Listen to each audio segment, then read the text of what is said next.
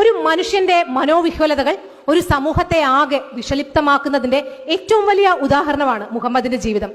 ഈ മാനസിക രോഗങ്ങളെക്കുറിച്ചുള്ള അറിവോ ചികിത്സയോ ഒന്നും ഇല്ലാതിരുന്ന ഒരു കാലത്തിന്റെ പരിണിത ഫലങ്ങളാണ് നമ്മൾ ഇന്നും അനുഭവിച്ചു പോകുന്നത്.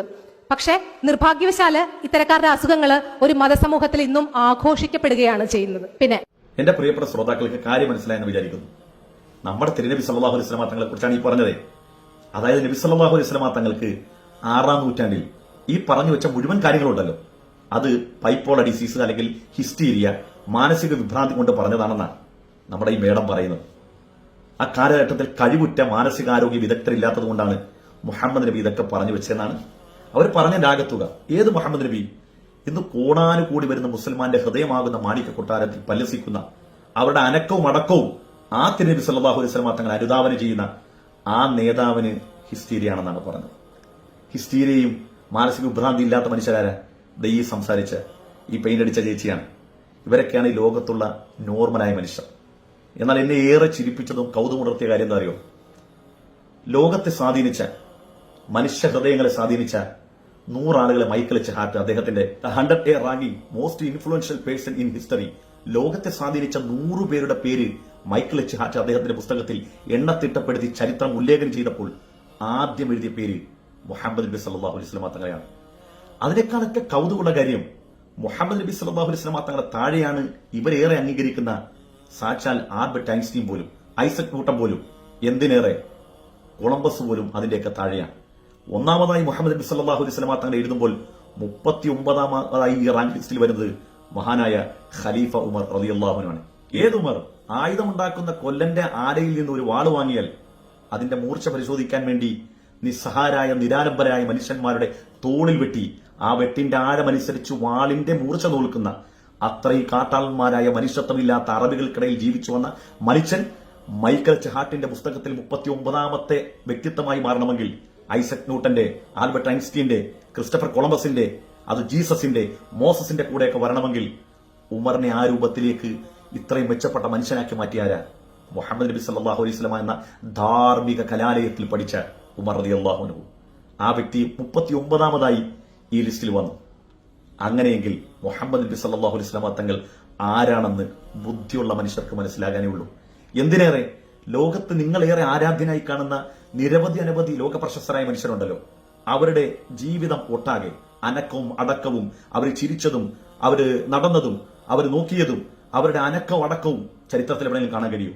ജീസസ് തന്നെ ഒരു ഘട്ടം കഴിയുമ്പോൾ ചരിത്രം അവിടുന്ന് മാഞ്ഞു മറഞ്ഞു പോവുകയാണ്. മോസസിന്റെ ചരിത്രം അപൂർണമാണ്.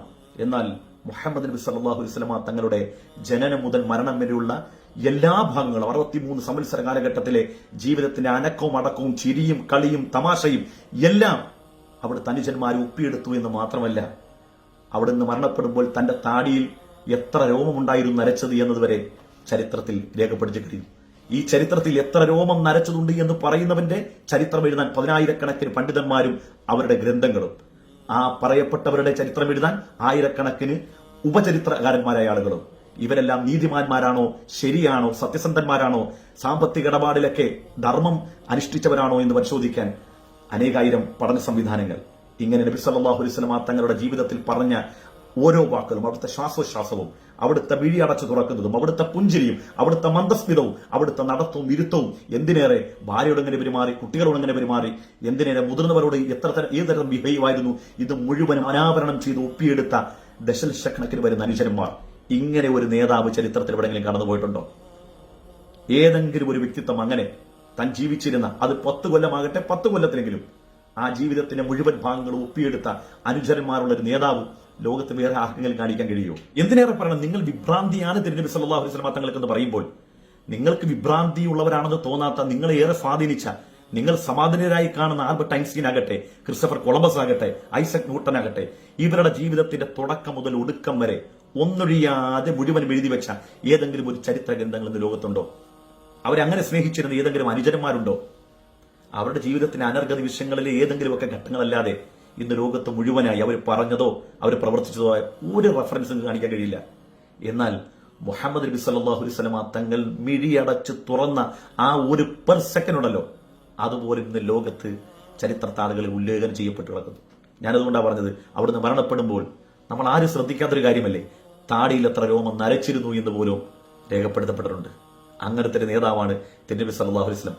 ഇന്ന് മാത്രമല്ല, നിങ്ങൾ വിഭ്രാന്തിയുള്ള ആള് എന്ന് വിളിച്ച മനുഷ്യനുണ്ടല്ലോ, ആ വ്യക്തിത്വത്തിന് അല്ലാഹു സുബ്ഹാനഹു വ തആല കൊടുത്ത നിയമം, ആ മതനിയമമായി കൊടുത്ത വിശുദ്ധമായ ഖുർആൻ, ആ ഖുർആന്റെ നിയമമാണ് ഇന്ന് ലോകത്ത് 22 രാജ്യങ്ങളിൽ മുഴുവൻ പൗരന്മാർക്കും നിയമമായിട്ടുള്ളത്. എന്ന് മാത്രമല്ല, ആ രാജ്യത്തേക്ക് ചെല്ലുന്ന മുസ്ലിമീങ്ങളല്ലാത്തവർക്ക് പോലും തുല്യനീതി, അവകാശങ്ങൾ, പരിരക്ഷ മുഴുവനും ഈ വിശുദ്ധമായ ഖുർആന്റെ നിയമം അനുസരിച്ചാണ്. ഈ ഇന്ത്യ മഹാരാജ്യത്ത് നിന്ന് അവിടെ ജോലിക്ക് പോയ എത്രയോ തൊഴിലാളികളെ അവിടുത്തെ ഭൂരിപക്ഷ മതം ഉൾക്കൊള്ളുന്ന മുസ്ലിമീങ്ങളായ ആളുകൾ അല്ലെങ്കിൽ അറബികൾ ആക്രമിച്ചതിന്റെ പേരിൽ വധശിക്ഷയ്ക്ക് വിധിക്കപ്പെട്ട എത്ര അറബികളുണ്ട്? അപ്പൊ വിശുദ്ധമായ ഖുർആൻ പലപ്പോഴായി ആക്ഷേപിക്കാറുണ്ട്. അവിശ്വാസികളോട് ഏറ്റവും പരുഷമായി അവരേറെ ബുദ്ധിമുട്ടിക്കുന്ന, അവരെ കൊല്ലുക തന്നെ വേണമെന്ന് പറയുന്ന തരത്തിലുള്ളതാണ് എങ്കിൽ എന്തിനാണ് ഒരു മുസ്ലിമായ മനുഷ്യൻ അവിശ്വാസിയായ മറ്റൊരു മനുഷ്യനെ ആക്രമിച്ചതിന്റെ പേരിൽ അല്ലെങ്കിൽ അവനെ കൊലപ്പെടുത്തിയതിന്റെ പേരിൽ തിരിച്ചു കൊല്ലുന്നത്? എന്നാൽ ഈ വിശുദ്ധമായ ഖുർആന്റെ ഈ നിയമങ്ങൾ 22 രാജ്യങ്ങളിൽ നിലനിൽക്കുമ്പോൾ ലോകത്ത് ഇസ്ലാം അല്ലാത്ത ഏതെങ്കിലും ഒരു മതം, ആ മതം ഉൾക്കൊള്ളുന്ന ആളുകൾ ഭൂരിപക്ഷമുള്ള രാജ്യത്ത് ആ മതത്തിന്റെ വേദഗ്രന്ഥങ്ങൾ നിയമമായിട്ട് വന്നിട്ടുണ്ടോ? ഇല്ല. എന്തുകൊണ്ടാണ് വരാത്തത്? എല്ലാ മനുഷ്യർക്കും തുല്യമായി എന്ന് മാത്രമല്ല, ആ വിശ്വാസികൾക്ക് തന്നെ എല്ലാവർക്കും തുല്യമായി അവകാശങ്ങൾ, പരിരക്ഷ ഇത് കൊടുക്കാൻ ആ ആശയങ്ങൾക്ക് കഴിയാത്തത് കൊണ്ടാണ് നമ്മുടെ നാട്ടിൽ മനുസ്മൃതി നിയമമായി വരണമെന്ന് പറയുമ്പോൾ ഇവിടെ ഏറ്റവും കൂടുതൽ ഭയപ്പെടുന്നത് നമ്മുടെ നാട്ടിലുള്ള ഹൈന്ദവ സഹോദരങ്ങളാണ്. കാരണം മനുസ്മൃതി നിയമമായി വന്നാൽ ഏറെ ബാധിക്കുന്നത് താഴെത്തട്ടിലുള്ള ആളുകളാണെന്ന്, ആൾക്കാർക്കാണെന്ന് ഏറെ അറിയുന്ന ആളായിരുന്നു ബഹുമാനപ്പെട്ട അംബേദ്കർ. അതുകൊണ്ട് തന്നെയാണ് മനുസ്മൃതിക്കെതിരെ പച്ചയായി അംബേദ്കർ എഴുതേണ്ടി പോലും വന്നത്. അതുകൊണ്ട് മുഹമ്മദ് നബി സല്ലല്ലാഹു അലൈഹി വസല്ലം തങ്ങളെ കുറിച്ച് നിങ്ങൾ പറയുന്ന ഈ ആക്ഷേപം അനുസൂതം തുടർന്നുകൊണ്ടിരിക്കണം. ചരിത്രം അതിന്റെ മറുപുറം ഞാൻ വായിച്ചുകൊണ്ടേയിരിക്കും.